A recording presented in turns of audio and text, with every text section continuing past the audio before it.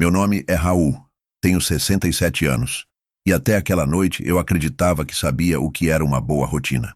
Quarta-feira era dia de jantar na casa do meu filho. Arroz bem feito, carne assada, televisão ligada no volume errado, minha nora tentando parecer simpática e meu neto mexendo no celular sem levantar os olhos. Eu nunca fui exatamente parte daquela mesa e mesmo assim ia.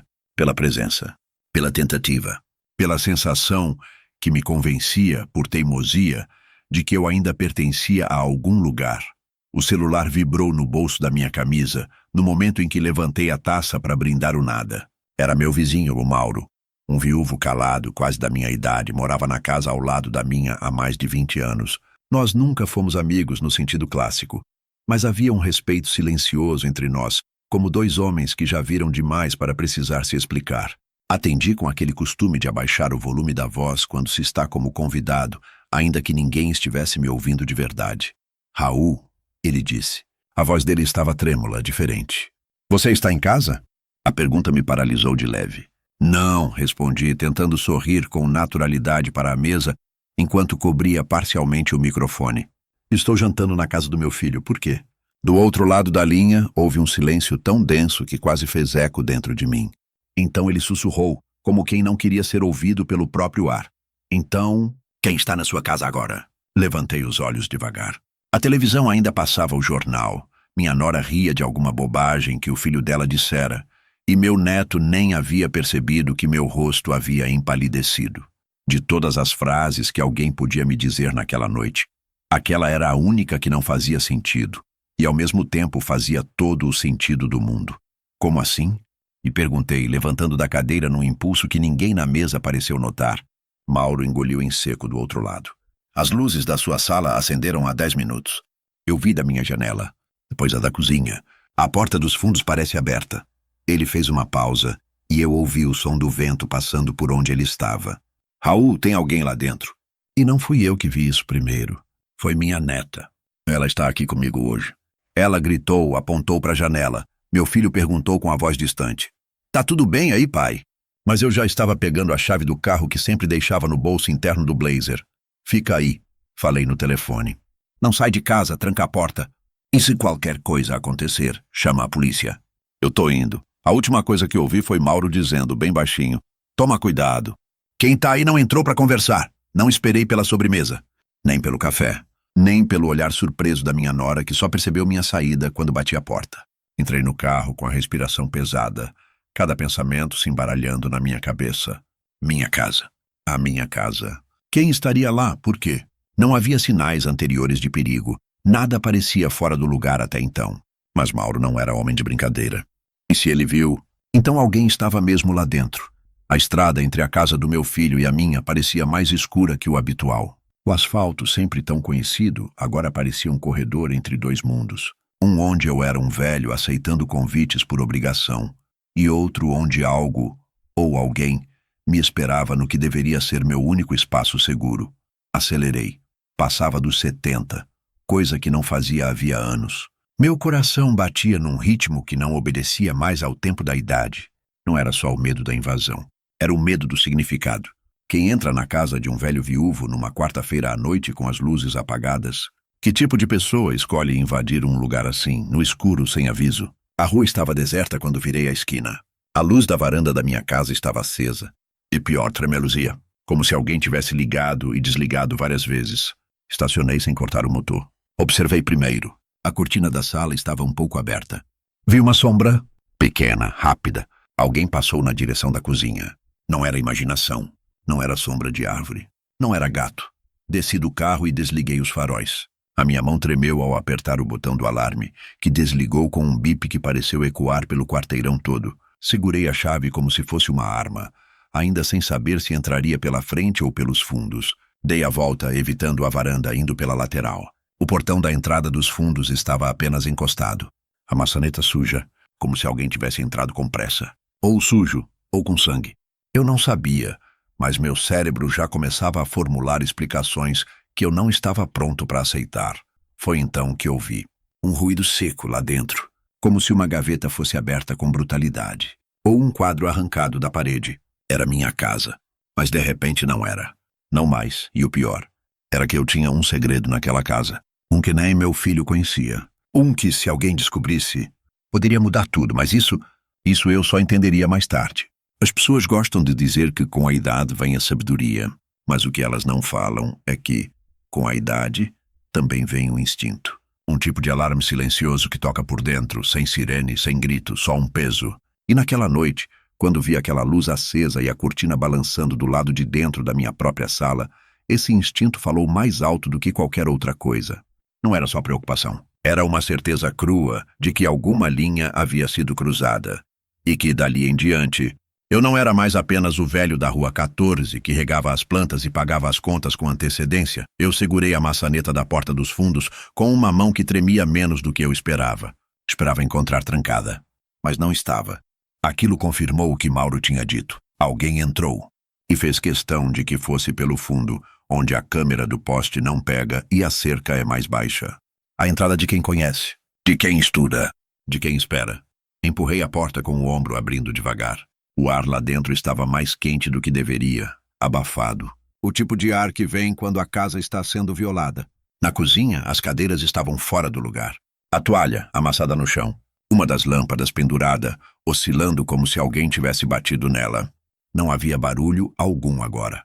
Só o som do meu próprio sapato, tocando o piso de cerâmica.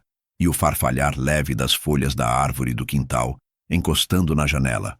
Quase como se estivessem avisando. Ainda dá tempo de voltar, mas eu não voltei. E nem ia. Era minha casa. Era meu nome no contrato. Era minha memória espalhada em cada móvel, cada porta que range. Cada foto nas paredes. Atravessando o corredor, notei uma coisa. A moldura com a imagem da minha falecida esposa, Clara, não estava mais na parede da sala. Ela sempre esteve ali. Era quase um ritual.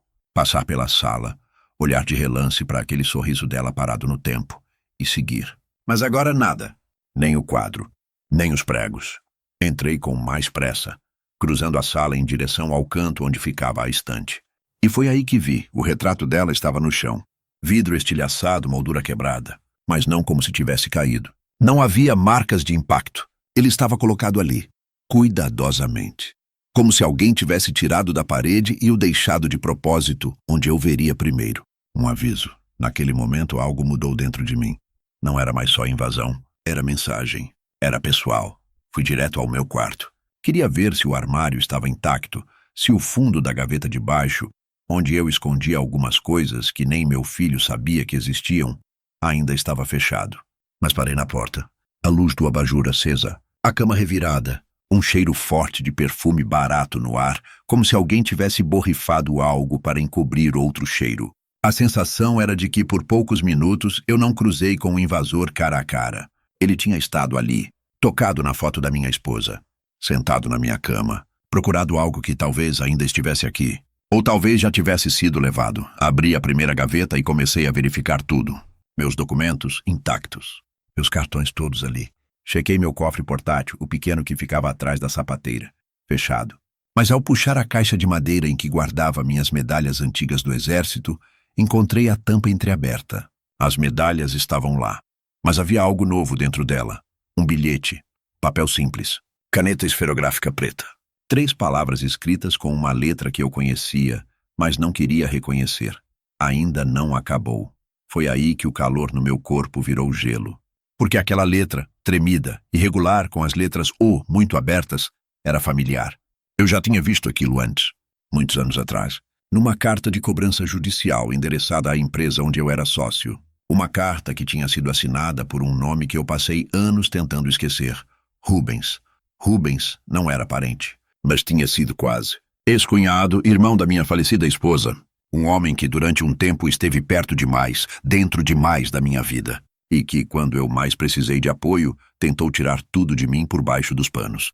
A empresa, a casa, a confiança da minha mulher. No fim, ele saiu do país. Sumiu. E eu enterrei tudo isso dentro de mim como se fosse solo firme. Mas parece que nunca foi. Rubens sabia onde era minha casa. Sabia do meu passado.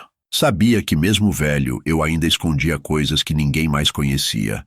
Voltei para a sala, o bilhete na mão. Olhei ao redor e de repente tudo me pareceu vulnerável. Cada canto, cada objeto, parecia tocado, invadido. A minha vida inteira estava espalhada ali. E talvez, agora observada. Peguei o telefone e disquei o número de Mauro. Ele atendeu na primeira chamada. Mauro, eu entrei. Tem coisa errada. Alguém esteve aqui. Talvez ainda esteja. Ele respirou fundo. Eu chamei a polícia, Raul. Assim que desligamos. Achei melhor não esperar. Eles estão a caminho. Respirei fundo. Pela primeira vez em muito tempo, senti algo que nem nos piores tempos da viuvez eu havia sentido. Exposição. Não era só a casa, era eu. Era minha história, meu passado, meu presente. Alguém estava tentando me puxar de volta para algo que eu havia fechado, trancado e enterrado. E agora eu tinha que escolher. Ou eu deixava isso tomar conta de mim, ou eu fazia o que sempre fiz em silêncio. Me preparava, me antecipava, porque quem entrou aqui não veio roubar uma TV, veio buscar alguma coisa. Ou mandar um recado. E dessa vez, eu não ia ignorar.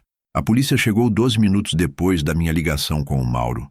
Chegaram em 2 viaturas, sem sirene, apenas com o giroflex lançando reflexos azulados sobre os muros da minha casa. O silêncio era maior do que o necessário, como se já soubessem que o que encontrariam ali dentro não era um ladrão qualquer tentando sair com uma televisão pela janela. Era algo mais denso, mais frio. Quando desci para abrir o portão da frente, um dos agentes, um homem jovem com colete balístico e prancheta na mão, me cumprimentou chamando pelo meu nome completo. Aquilo me fez recuar por dentro. Pouca gente me chamava de Raul Vicente. Era como se tivessem feito a lição de casa antes mesmo de chegarem. Expliquei tudo. O jantar com meu filho, a ligação do Mauro, a luz acesa, a casa aberta, o retrato da minha esposa Clara no chão, o bilhete. Fiz questão de mostrar o papel. O policial segurou com luva, leu com atenção e perguntou de forma quase casual: "Reconhece a letra?" Olhei para ele e disse apenas: "Não tenho certeza." E era verdade. Eu não queria afirmar. Não ainda.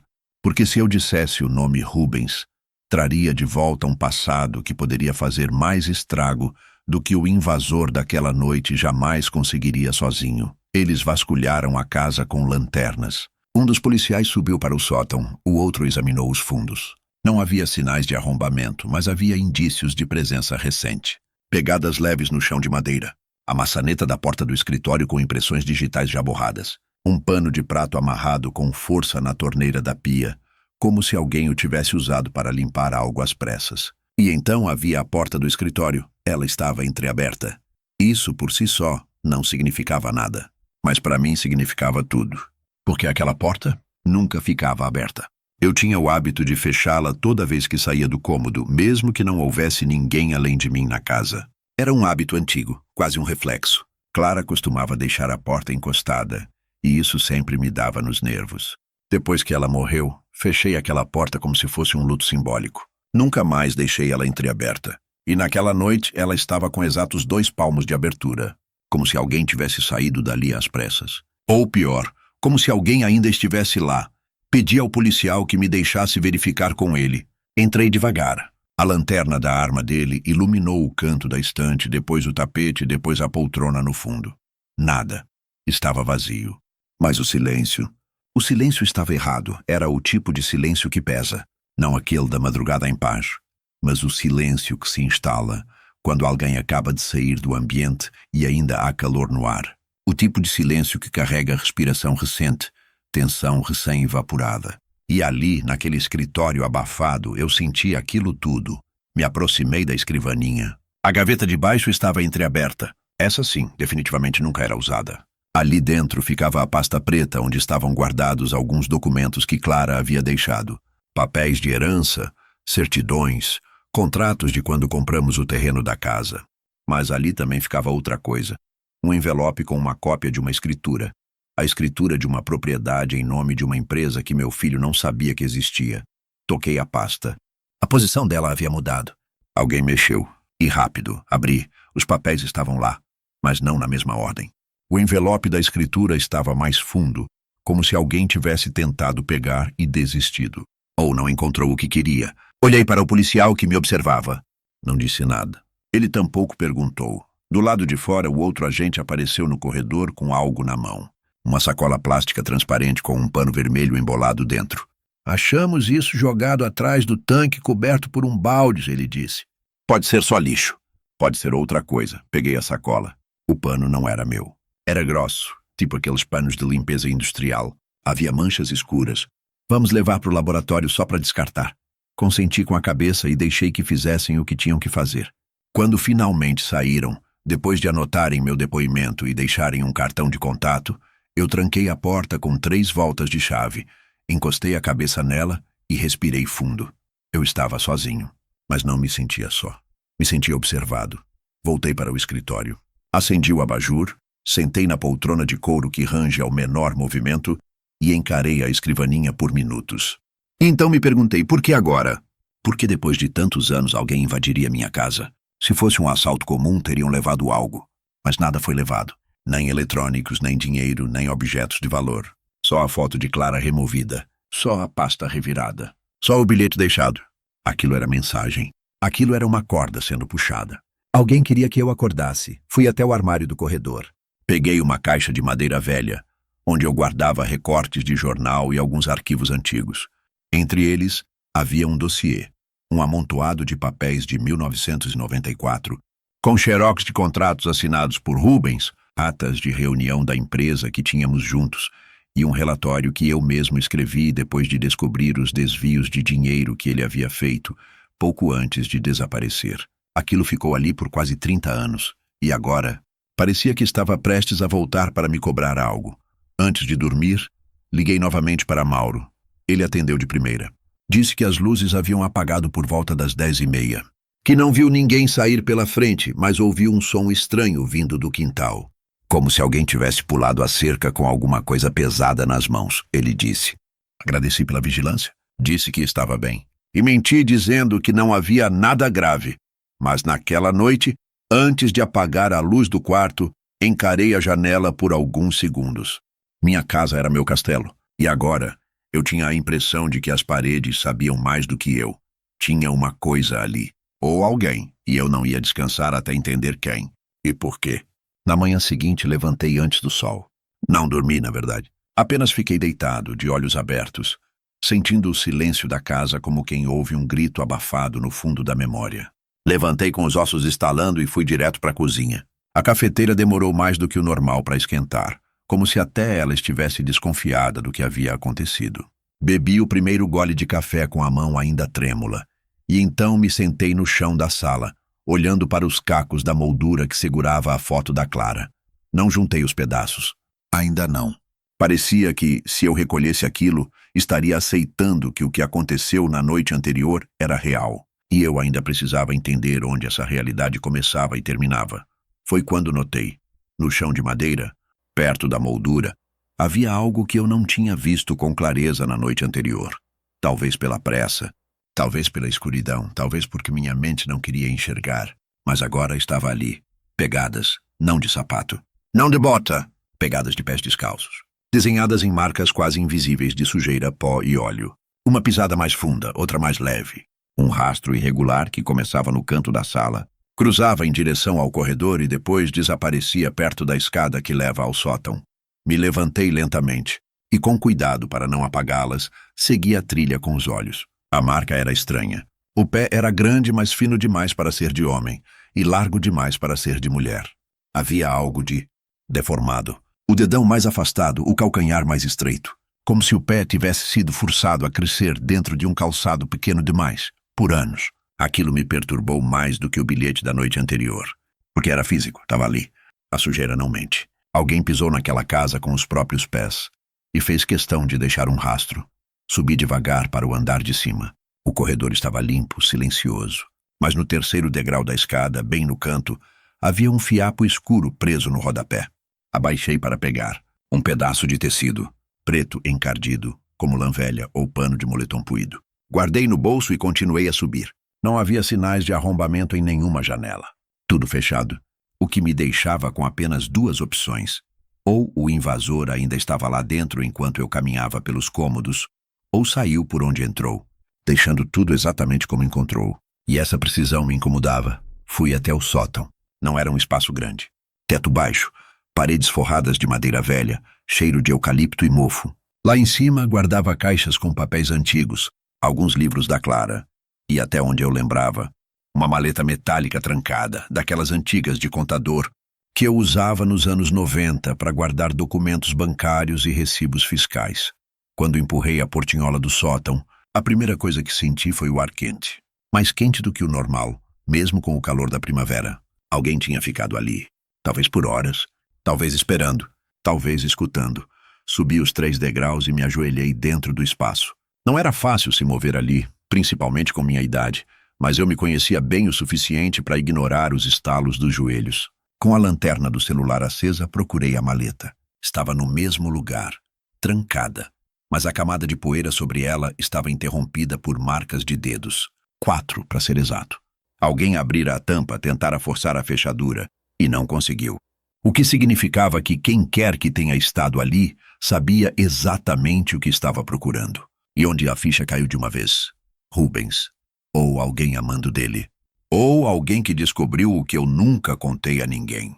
Aquela maleta continha cópias dos registros de transferência da empresa que havíamos aberto juntos, e que eu dissolvi depois da tentativa dele de me passar a perna. Entre os papéis havia um contrato que nunca foi validado judicialmente, mas que eu mantive por precaução, uma cláusula de reversão. Se ele um dia tentasse reaver parte da empresa ou usar meu nome em alguma operação ilegal, eu teria como provar que ele já havia assinado a renúncia total. Um documento que tecnicamente não deveria nem existir, mas que eu jamais destruí, porque meu instinto dizia que um dia ele voltaria.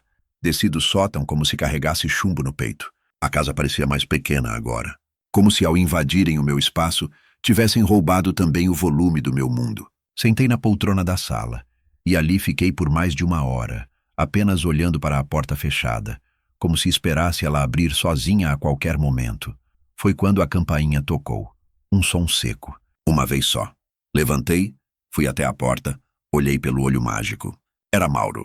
Estava com um boné escuro, uma sacola plástica na mão e expressão de quem sabia mais do que devia. Abri devagar. Ele entrou sem dizer nada, apenas estendeu a sacola. Dentro havia algo que me paralisou. Uma fotografia impressa em papel comum, dobrada no meio. Na imagem, eu estava em frente ao portão da minha casa, tirando o lixo 2 dias atrás. Ao fundo, muito sutilmente, uma sombra espreitava por trás da árvore do jardim. Quase imperceptível, mas ali. Clara como o dia. Mauro falou finalmente. Isso estava na caixa de correio da minha casa hoje cedo. Sem remetente. Alguém quer que você saiba que está sendo vigiado. Olhei para ele e não perguntei como se sentia. Não perguntei se estava assustado. Apenas disse, obrigado. Guarda essa sacola. E Mauro, fecha bem as portas hoje. Ele assentiu e foi embora. Fiquei ali, segurando a foto, tentando entender o que aquilo significava. Estavam me vigiando, me testando, me preparando para algo maior. E se eu quisesse continuar vivo, inteiro e no controle, eu teria que parar de esperar. Quem quer que tenha deixado aquela sombra na minha foto, estava vindo atrás de algo que achava que eu não merecia mais guardar.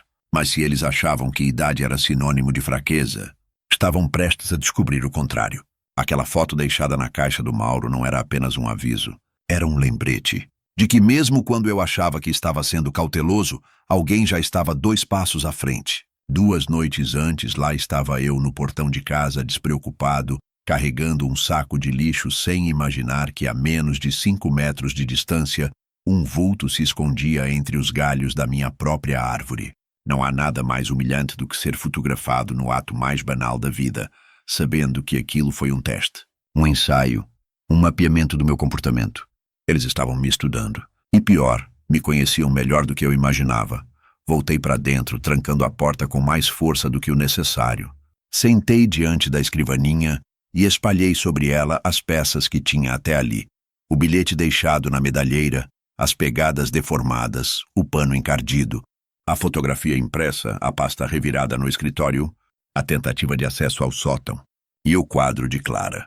Só então me ocorreu que havia uma conexão entre aquele quadro e a mensagem da noite da invasão. Não era só o retrato que tinham mexido, era aquele retrato.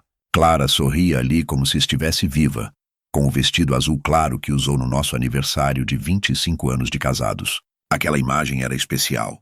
Ela ficava pendurada sempre no mesmo ponto da parede da sala. Era um marco, um altar não declarado. E foi aquele quadro que alguém tirou, colocou no chão e quebrou o vidro. Mas agora, ao examiná-lo com mais atenção, percebi algo que não tinha notado antes. A parte de trás do quadro, onde fica o suporte de metal, estava danificada, como se alguém tivesse forçado a tampa traseira. E mais, o fundo de madeira do quadro Ao invés de estar encaixado corretamente, estava levemente solto, empurrado por dentro. Retirei a moldura com cuidado. Deitei a foto da Clara de lado e desparafusei a parte traseira. O que encontrei atrás da imagem me fez travar a respiração. Um papel dobrado em 4, amarelado, com uma pequena mancha circular de ferrugem no canto inferior. Ao desdobrar, reconheci de imediato. Era uma minuta de contrato datilografada em 1993. A primeira versão do acordo de sociedade que eu e Rubens fizemos, ainda antes da empresa existir formalmente.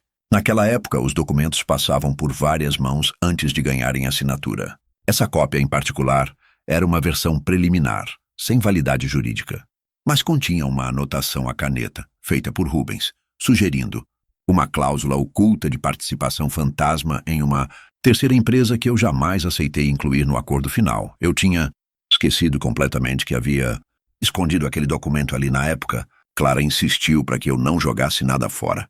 Disse que um dia todo o papel teria valor. Eu achei exagero, mas guardei. Esqueci. E agora? Alguém havia vasculhado a casa inteira atrás disso. Isso explicava tudo. Não era uma invasão por acaso. Eles estavam atrás desse papel, dessa minuta, dessa possível prova de que Rubens, ou alguém agindo por ele, queria reivindicar algo que achava que ainda era seu. Mas havia mais. Aquele documento não estava ali por sorte. Ele foi retirado de onde estava originalmente, com toda certeza dentro da minha antiga maleta metálica, e escondido ali atrás por alguém. Só podia ter sido a própria Clara. Comecei a juntar as peças. No mesmo ano em que Rubens tentou me aplicar o golpe, Clara ficou meses sem falar com ele. Eu nunca soube o motivo. Ela dizia que era coisa de irmão. Agora começava a entender. Talvez ela tenha descoberto algo. Talvez tenha achado o papel, ou mesmo recebido dele diretamente, e com medo do que aquilo representava tenha escondido. Não me disse nada, e por quase 30 anos, aquela informação ficou congelada no tempo, atrás de um sorriso emoldurado. Aquilo me deu um calafrio. Porque se Clara sabia, e se ela escondeu esse documento atrás da própria foto, então o que mais ela tentou me proteger de saber? O que mais essa casa esconde? Olhei para os lados. Era como se as paredes me escutassem. Como se o ar da sala estivesse prestando atenção na minha reação. A casa já não era apenas um cenário. Era um personagem, e parecia estar me guiando. Peguei a minuta, coloquei num envelope novo e levei comigo até o quarto. Tranquei a porta. Abri novamente a gaveta secreta da cômoda, onde eu guardava documentos de natureza mais sensível. E ali, entre recibos antigos e uma cópia do testamento que eu jamais atualizei desde a morte da Clara, deixei a folha. Ainda não sabia o que fazer com ela, mas sabia que não podia deixar à vista. Se alguém invadiu uma vez, podia voltar. E agora que eu entendia o que estavam buscando, tinha que mudar de posição. Foi então que, ao me deitar, a ideia me veio como um sussurro. Aquela assinatura da cláusula fantasma. Se ela existia naquele rascunho, talvez houvesse outra versão, mais limpa, mais recente, guardada em algum lugar fora do meu controle. E eu sabia exatamente onde procurar. No nome de uma empresa que eu não via há décadas. Um CNPJ enterrado em um armário fiscal em um escritório antigo, onde tudo começou. Um lugar onde Rubens tinha chaves. E onde, se ele estivesse vivo, talvez tivesse voltado. Mas antes de agir, eu precisava confirmar algo. Voltei ao escritório, reabri minha caixa de arquivos e tirei uma pasta azul escura, sem etiqueta. Ali dentro havia uma cópia de um e-mail impresso de 2012. Um e-mail que eu tinha recebido de forma anônima, com o assunto "Ele não morreu". Nunca levei a sério. Mas agora, talvez eu devesse. Na mensagem, só havia uma linha. O Rubens está em Curitiba. Nome novo. Mas é ele. Na época achei que fosse golpe. Que alguém estivesse tentando me arrancar dinheiro, brincar com o passado. Mas agora, vendo tudo o que aconteceu, as pegadas deformadas, o quadro mexido, a pasta revirada, o bilhete, eu já não tinha tanta certeza. Fechei a pasta. O quadro da Clara agora estava deitado sobre a cômoda. Sem moldura, só ela. Sorrindo como quem sabia de tudo antes de mim. A primeira pista tinha sido encontrada, mas a trilha estava longe de terminar.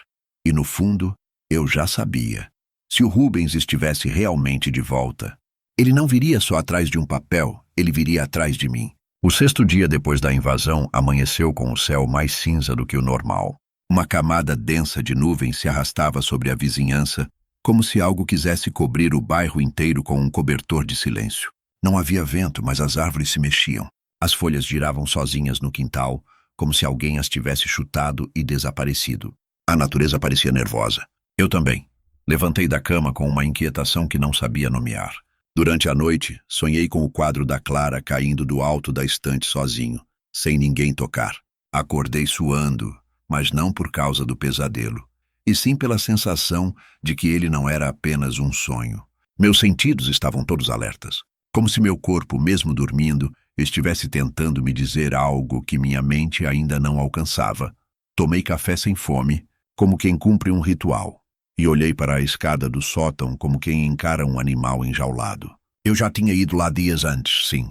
Já tinha verificado o que achava necessário. Mas algo continuava me empurrando de volta para aquele espaço. Um detalhe esquecido. Uma presença que ficou, ou que nunca saiu. Peguei a lanterna. Não queria depender da luz fraca da tomada. Subi os degraus com cautela. A madeira do forro rangeu sob meu peso, mas com uma resistência estranhamente firme, como se estivesse acostumada a ser pisada recentemente. Parei na entrada, inspirei fundo e empurrei a portinhola com as costas da mão. Ela abriu com facilidade, sem resistência. Aquilo me alertou. Sempre precisei forçar um pouco. Dessa vez, não. Subi com a lanterna apontada para frente, varrendo o espaço com o feixe de luz. O sótão estava como lembrava. Quase. A caixa onde guardei os livros da Clara estava com a tampa solta. Eu sabia que a tinha fechado. Com certeza. E a maleta metálica? Estava ali, mas agora tinha um pequeno risco novo na lateral. Como se alguém tivesse usado algo pontudo para tentar forçar a trava. Mas isso eu já sabia. O que eu não sabia, e o que me fez congelar no meio do sótão, era que havia algo atrás da cortina de tecido que eu pendurei anos atrás para cobrir o cano exposto no fundo. Aquele tecido era grosso, marrom, com cheiro de guardado. Mas hoje ele se movia. Um movimento sutil, lento, como se o tecido estivesse respirando. Apaguei a lanterna de imediato. Me arrependi assim que o fiz. Fiquei em completa escuridão. Não enxergava nada, mas ouvia. Um som abafado, quase imperceptível. Uma respiração. Não a minha. Outra. A respiração de quem tenta se esconder sem saber que já foi descoberto. Fiquei imóvel. Meu coração batia no pescoço. As veias pulsando nos meus ouvidos como tambores de guerra. Quis gritar. Quis descer. Quis correr. Mas fiquei. Aos poucos, os meus olhos começaram a se adaptar. O tecido balançava de forma ritmada, como um peito subindo e descendo. Eu não precisava de confirmação. Alguém estava ali, me observando, me testando, deixando-se descobrir por que queria que eu soubesse. Liguei a lanterna com um estalo seco. A luz bateu direto no tecido. O movimento parou. Nenhum som. Nenhuma fuga. Apenas a pausa. Quem tá aí? Minha voz saiu baixa, mas firme. Nada, eu já te vi. Não precisa fingir. Silêncio. Então dei um passo à frente. 2. A lanterna tremia na minha mão. A cada passo eu sentia a garganta fechar. Parei a menos de 1 metro do tecido, e com a outra mão puxei-o de lado com um puxão seco. Atrás dele. Nada. Nada além de um espaço pequeno, entre a parede e o cano. Um espaço tão estreito que mal caberia uma pessoa adulta. Mas o chão ali estava afundado. O pó mexido. E havia algo mais. Uma caixa de papelão parcialmente rasgada. Dentro, pedaços de plástico, fios e uma pequena câmera. Câmera de vigilância, caseira, conectada por cabo. Segui o fio com os olhos. Ele corria rente à parede, passava por trás das caixas e descia por uma fresta no forro. Aquilo explicava muito. E ao mesmo tempo abria um buraco ainda maior. Alguém instalou aquilo no meu sótão. Com tempo, com calma, com conhecimento da estrutura da casa. A câmera não transmitia por Wi-Fi. Era com fio, o que significava que a outra ponta estava em algum lugar da casa. E mais, havia um microfone embutido. O invasor não apenas me espionava, ele me escutava. Todos os dias. Desci com a câmera na mão como quem carrega uma bomba. Vasculhei a casa inteira com o fio como guia. Levei mais de meia hora até localizar a outra ponta. Estava atrás da estante da sala, escondida numa tomada falsa. Ao remover a peça, encontrei um pequeno gravador portátil do tamanho de uma carteira. A bateria ainda pulsava. Ele estava funcionando. Gravando, ali, naquela caixa minúscula, havia dias, talvez semanas, da minha vida. Conversas ao telefone. Horas com Mauro, horas com meu filho. O som da minha respiração. O estalar do sofá quando me sento. O ranger da cadeira do escritório. Me observaram. Me invadiram sem encostar. E ainda assim estavam em tudo. Apaguei o gravador. Desconectei os fios. Guardei tudo numa caixa com tranca e levei até o meu carro, deixando no porta-malas. Se aquilo caísse nas mãos erradas. Ao voltar para dentro, me sentei na sala, já sem forças. Estava tudo quieto de novo, silencioso. Mas agora eu sabia, não era o silêncio da paz. Era o silêncio de quem assiste, de quem espera o próximo movimento. E talvez, de quem já estivesse fazendo outro. Afinal, se alguém teve tempo e calma para instalar uma câmera na minha casa, quem me garante que foi a única? E quem me garante que Rubens está fazendo isso sozinho? Naquela noite, depois que desativei o gravador escondido atrás da estante, eu sentei na cozinha com as mãos espalmadas sobre a mesa, como se esperasse que a madeira me desse respostas. A casa estava trancada em todos os pontos. A câmera removida, o fio enrolado e guardado, o gravador desconectado. Ainda assim, não havia nenhuma sensação de segurança. Era como se tudo tivesse ficado exatamente igual, mesmo depois que eu removi cada peça do quebra-cabeça. E talvez tivesse mesmo, porque o problema não era o que foi deixado. Era o que foi revelado. E o que foi revelado era claro.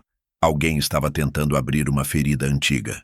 Rasgar o tecido do que eu havia escondido durante décadas. Eu sabia que a cláusula fantasma no rascunho do contrato era só a ponta do iceberg. O Rubens não era homem de deixar só um caminho. E mais do que isso, ele era do tipo que criava armadilhas legais dentro da própria legalidade. Se ele tinha voltado, então o plano dele não era apenas me vigiar, era me desmontar. E havia algo que ele não sabia. Algo que só 2 pessoas conheciam neste mundo. Uma delas enterrada há 15 anos. E a outra sentado naquela cozinha com a mão tremendo de raiva. Eu, na década de 90, durante a ascensão da nossa empresa de investimentos, antes do escândalo, antes da dissolução, antes da fuga dele, eu mandei instalar um cofre secreto dentro da estrutura da casa. Não um cofre comum, embutido em parede. Isso era fácil de detectar. Eu contratei um ferreiro aposentado da Marinha, que adaptou a base de um armário falso no piso da despensa. A tampa era de aço naval com pintura imitando cimento. Clara foi contra no começo, mas depois entendeu. É só até tudo passar, eu disse. Nunca passou. O cofre estava lá havia mais de 30 anos. E ninguém, nem mesmo meu filho, sabia da existência dele. Ali dentro estavam cópias autenticadas de documentos bancários. Registros de transferências internacionais feitas por Rubens com o CNPJ da nossa empresa, cartas trocadas com advogados europeus e, acima de tudo, a carta manuscrita que Clara me deixou antes de morrer. Uma carta que mudou tudo que eu sabia sobre meu cunhado. Uma carta que agora podia ser o escudo que me salvaria ou o fósforo que acenderia de vez o incêndio. Levantei devagar, peguei a lanterna, caminhei até a despensa. Era um cômodo pequeno, espremido entre a lavanderia e a cozinha. Clara chamava aquilo de buraco de guardar passado. Abri a porta e me abaixei no canto direito. Afastei o tapete empoeirado. Sob ele, o piso de concreto parecia como todos os outros, exceto por um ponto, um quadrado sutilmente mais claro, com uma pequena fenda no lado esquerdo. Encaixei a ponta da chave que sempre carreguei num chaveiro velho, dentro da caixinha de ferramentas. Girei. A tampa soltou com um leve clique. Abaixei a tampa metálica devagar. O som do ferro rangendo contra ferro parecia ecoar mais alto do que devia. Lá dentro, tudo estava exatamente como deixei. 3 pastas de documentos em plástico preto. Um envelope branco, amarelado, com o nome Raul, escrito à mão. Um pendrive azul preso com fita. E uma chave. Peguei a carta. Abri com cuidado, mãos já trêmulas. O papel ainda tinha o perfume de Clara. Ela escreveu num domingo à tarde enquanto eu dormia. Contou que havia descoberto que Rubens não apenas havia desviado dinheiro, ele havia falsificado assinaturas minhas para adquirir ações de uma empresa internacional envolvida em lavagem de dinheiro. Disse que não me contou antes para não me expor à culpa, mas que tinha deixado tudo guardado no cofre porque um dia, se algo acontecesse com ela, ou comigo, aquele material teria que ser revelado. Clara terminou a carta com uma frase que nunca esqueci. Não é covardia esconder a verdade. Covardia é deixar que ela te mate. Guardei a carta de volta. Peguei o pendrive. Liguei meu notebook antigo sem conexão com a internet. O conteúdo carregou devagar. Dentro havia 3 pastas. A primeira, com PDFs escaneados de contratos assinados por Rubens e por uma empresa com sede em Zurique. A segunda, com imagens de câmeras de segurança antigas, mostrando ele entrando e saindo de uma firma suspeita em 2002. E a terceira, continha algo inesperado. Uma gravação de áudio. Ouvi com fones. A voz de Rubens, num tom ríspido, falando ao telefone com alguém. Ele não vai lembrar. O velho esquece tudo. Eu sei o que faço. Quando eu for buscar aquilo, ele nem vai perceber. A gravação não tinha data, mas a referência era clara. Ele falava de mim. Ele estava voltando. E estava confiante. Isso me deu ainda mais raiva, mais clareza, mais vontade de reagir. Recoloquei tudo no cofre com extremo cuidado, exceto a carta e o pendrive que levei comigo até o quarto. Guardei num lugar ainda mais seguro. Amanhã eu sabia o que precisava fazer.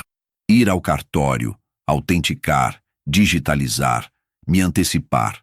Porque se Rubens me julgava velho, fraco, desorientado, ele tinha esquecido o mais importante. Eu ainda sabia como proteger o que era meu. E agora, com essa carta, com esses arquivos, com essa chave, eu tinha o que ele não tinha. A verdade. E uma vantagem, mas o jogo estava longe de terminar. E eu pressentia que depois disso ele viria pessoalmente. Na manhã seguinte, o céu clareou como se fingisse que tudo estava em paz. Mas dentro de mim, a luz só servia para destacar as sombras. Eu havia passado a noite inteira sentado diante da carta da Clara, escutando em looping a gravação do pendrive com a voz do Rubens. Eu conhecia aquele tom, um tom seguro, frio, debochado. O mesmo que ele usava quando falava comigo, como se eu fosse um obstáculo burocrático a ser vencido, e não um homem que o acolheu, que dividiu a casa da irmã com ele, que estendeu a mão mesmo depois de tantas falhas. Agora, décadas depois, ele voltava pelas frestas. Não com uma intimação, mas com uma câmera escondida no meu teto. Um bilhete de provocação, pegadas descalças, contratos revirados, e a impressão constante de que nada mais da minha vida me pertencia de fato. Mas havia uma coisa que ainda me escapava. O como. Rubens nunca teve inteligência para planejar sozinho. Astúcia, sim. Crueldade também, mas não método. Alguém estava ajudando. Alguém com acesso, com conhecimento sobre meus hábitos, sobre a planta da casa, sobre onde guardar e onde procurar. Eu achava que era só ele. Até aquela tarde. Foi quando recebi a visita. Não uma batida na porta. Nem uma campainha. Foi um barulho leve, como o de um carro encostando na frente. Olhei pela janela da cozinha e o sangue gelou. Era o carro do meu filho. O mesmo filho que há uma semana me servia carne assada no jantar com um sorriso automático. O mesmo que perguntava: "Tá tudo bem, pai?" Com a entonação de quem faz um favor e espera um tapinha nas costas. O mesmo que jamais soube da existência do cofre. Ou assim eu achava. Ele desceu do carro devagar, segurando uma pasta de couro sob o braço. Aquela imagem me deu náusea, porque eu conhecia aquela pasta. Era da Clara. Uma das únicas coisas que ele havia guardado depois que ela morreu. Nunca se desfez. Disse que era pelo valor afetivo. Agora eu sabia que era por outro motivo. Abri a porta antes que ele batesse. "Pai", ele disse, me olhando com um nervosismo quase cênico. "A gente pode conversar?" Fiz que sim com a cabeça. Deixei que entrasse. A sala estava com as janelas abertas. O ar circulava como se tentasse limpar a tensão. Mas não havia nada que pudesse fazer isso agora. Ele sentou no sofá. Eu permaneci de pé. "Tô preocupado com você", ele começou. "O Mauro comentou umas coisas. Que a polícia veio aqui. Que você estava investigando alguém. Eu esperei. Eu queria saber se você tá guardando alguma coisa perigosa, pai. Tipo, documentos. Coisas que talvez não devesse mais guardar." O golpe foi seco. Direto. Sem curva. Ele sabia. "Você quer saber do cofre?" Eu disse. Sem rodeios, ele hesitou. Eu não sabia que era um cofre. Só que eu achei uma carta da mamãe na pasta e ela mencionava que havia coisas que poderiam prejudicar você. E a mim também. Eu não entendi. Então, eu procurei o Rubens. O tempo parou. Literalmente. Por um instante, tudo pareceu congelar. Você procurou o Rubens. Essa frase foi como um caco de vidro entrando pela garganta. Eu me sentei. Não por escolha, mas porque minhas pernas cederam. Você procurou ele por quê? Perguntei. A voz saiu estranha. Não era mais minha. Era a voz de um homem que acabava de cair de uma escada invisível. Porque ele disse que precisava da minha ajuda para recuperar algo que era da mamãe. Ele continuou, agora em defesa. Disse que vocês esconderam coisas. Que ela tinha sido enganada. Que o nome dela foi usado em transações ilegais sem saber. E que se eu ajudasse podia corrigir o que foi feito. Pai, ele disse que você assinou coisas no nome dela. Eu fechei os olhos. Respirei fundo. Porque aquilo não era só absurdo. Era cruel. Era uma manobra antiga usada contra mim outra vez. Ele não só voltou, ele voltou pela raiz. Pelo único elo que ainda me fazia tentar acreditar na bondade do sangue. Meu filho. E você acreditou? Perguntei mais calmo do que esperava.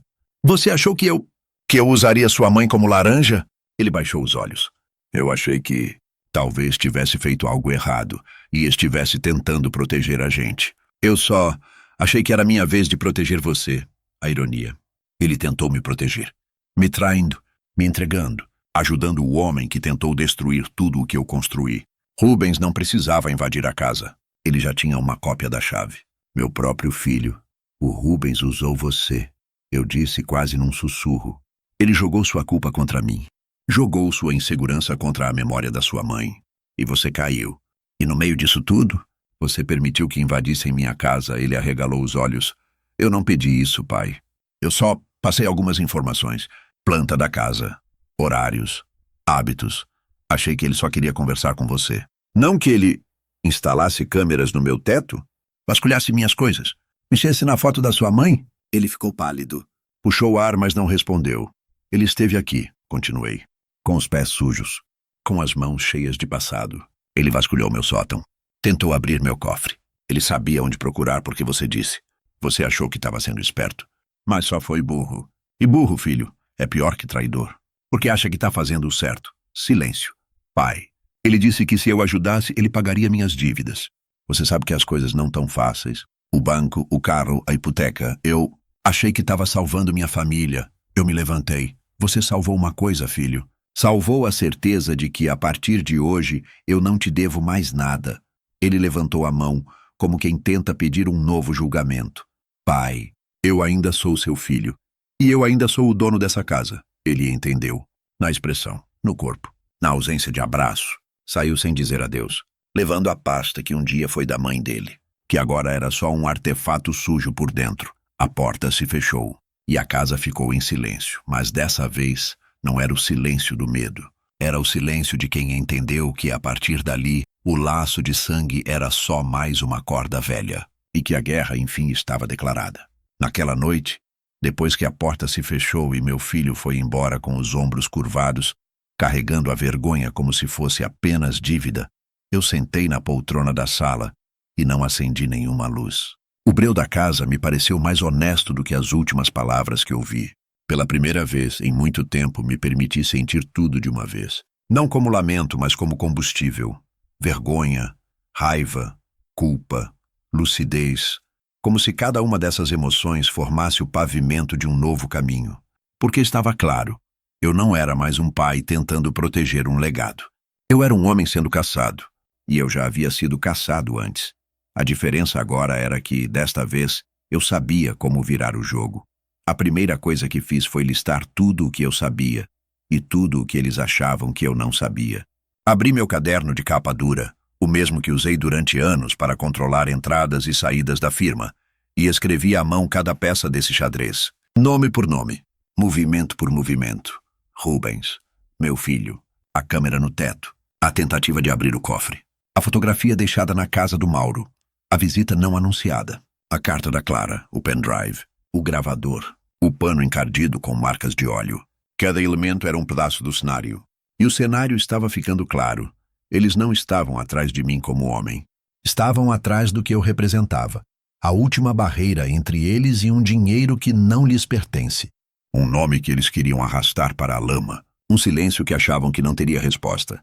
Mas eu tinha resposta sim. E ela não viria com gritos, nem com polícia, nem com boletim de ocorrência. Viria com o que sempre me manteve inteiro. Antecipação. Peguei a chave do carro e fui até o quartinho de ferramentas do fundo do quintal. No fundo da gaveta de baixo havia uma caixa de madeira com um fundo falso.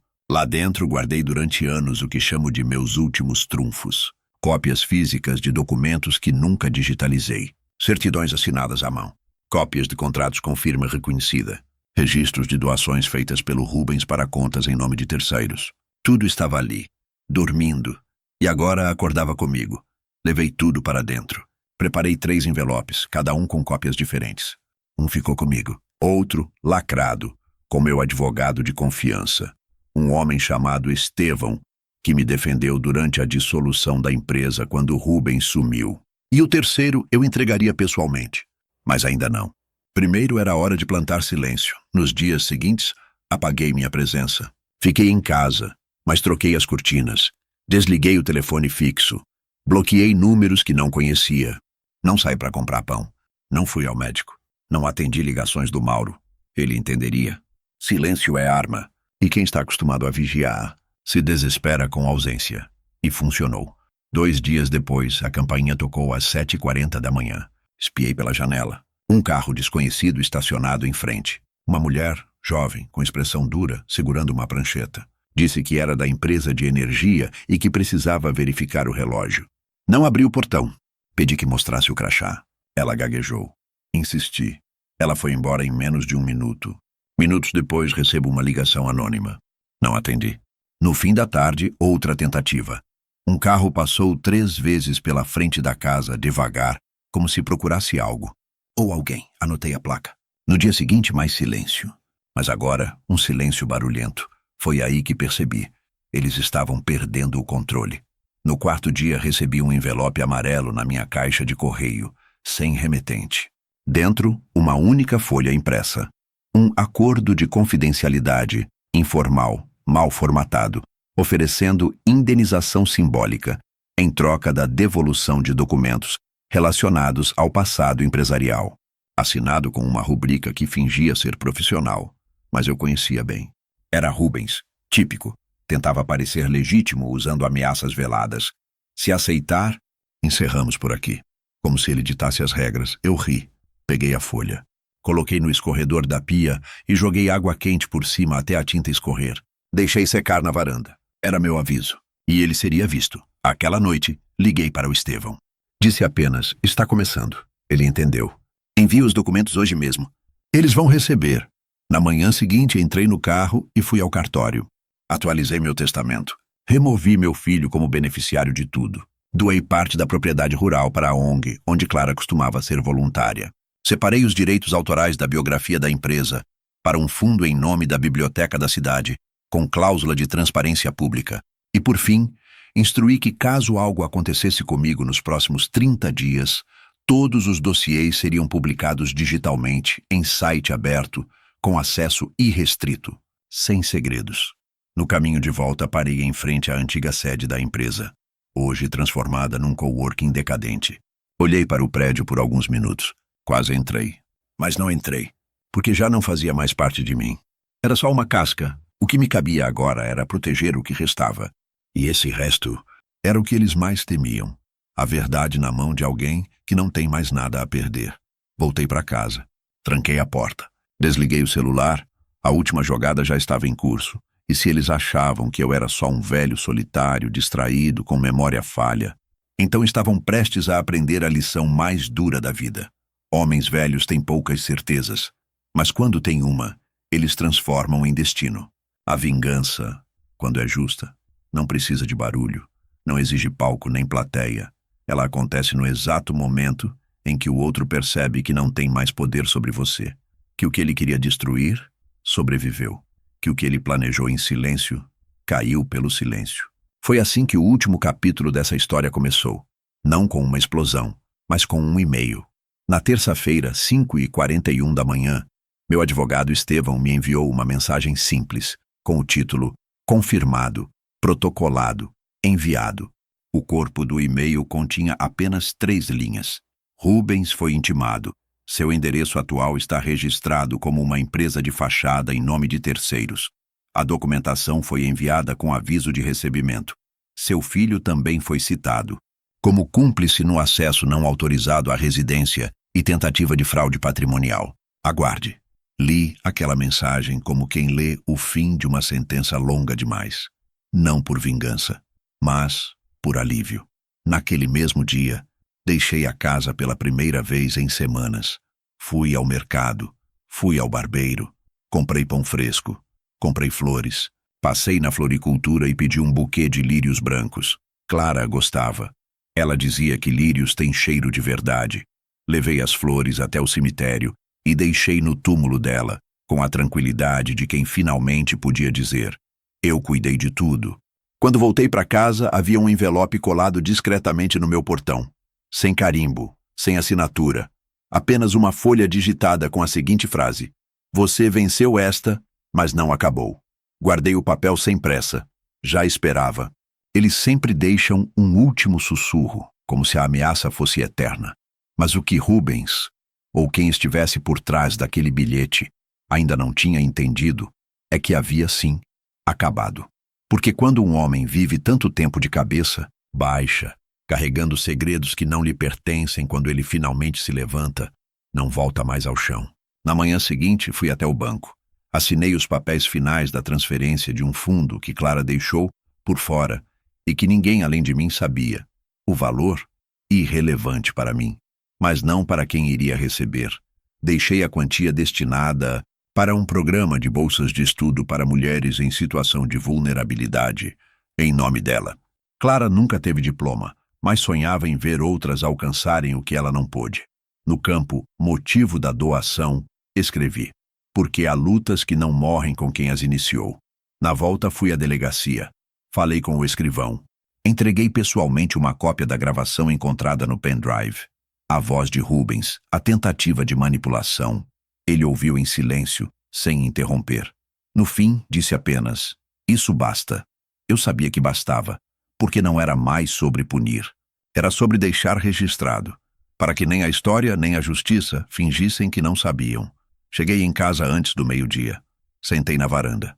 O sol batia direto na parede onde ficava, antes, o quadro da Clara. A moldura ainda não havia sido substituída. Mas agora, eu não tinha mais pressa.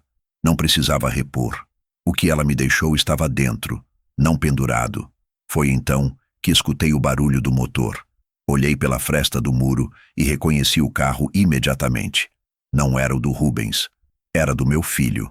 Ele desceu com hesitação. Sozinho. A roupa amassada. A expressão cansada.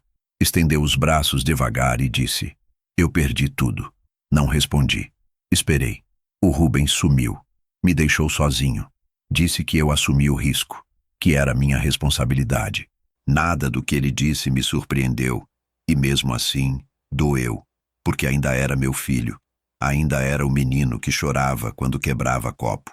O garoto que me perguntava se podia dormir no meu quarto quando tinha medo de trovão. Mas agora era um homem. E homens, às vezes, quebram coisas que não sabem consertar. Você ainda me odeia? Ele perguntou. Não, respondi. Eu só não te reconheço mais. Ele se calou. Sentou na escada da varanda. Ficou ali por alguns minutos, olhando para o chão, sem pedir perdão, sem tentar se justificar. Talvez porque soubesse que já não havia nada a dizer. Talvez porque, no fundo, entendeu. Quando se levantou, caminhou até o portão e parou por um segundo. Posso voltar um dia? Perguntou. Olhei nos olhos dele. Você pode tentar. Mas o que existia aqui já não existe mais. Ele assentiu com a cabeça. Foi embora. E dessa vez, eu não olhei o carro dobrar a esquina. No fim da tarde, abri a caixa do correio. Dentro, uma correspondência oficial da Receita Federal. Abri com calma. Era a notificação da abertura de investigação contra Rubens e empresas associadas. Tudo estava em movimento, sem que eu precisasse gritar, sem que eu precisasse correr, sem que eu me tornasse o que eles queriam, um velho histérico, amargo e derrotado. Fechei a carta. Guardei com cuidado na gaveta onde já não havia mais armas, apenas certezas. Naquela noite, tomei chá na varanda. O céu estava limpo. O vento passava devagar, como se me pedisse permissão para soprar entre as frestas. E eu deixei, porque finalmente, depois de tanto tempo, eu era dono da minha casa. E mais importante, dono da minha história. Eles tentaram invadir meu lar. Tentaram mexer no meu passado. Tentaram me fazer acreditar que eu era apenas um velho sentado sobre tralhas. Mas esqueceram o mais importante. As tralhas que eles desprezaram eram exatamente o que os destruiriam. E eu, enfim, estava em paz.